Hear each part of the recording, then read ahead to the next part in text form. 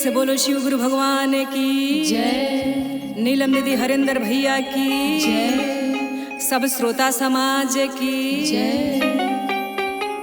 कहे के बा कि एगो दुखिया शिष्या बाड़ी आ शिव गुरु से अर्जी लगावत तारी आ कैसे लगावत तारी कौना भाव में लगावत तारी तनी सुनल जाओ। लोरवा से धोई शिव गुरु हर रहो रे मंदिरिया हो, कब बदली हमारो नसीब होए बाबा, कब बदली हमारो नसीब हो। कैसे कहतरी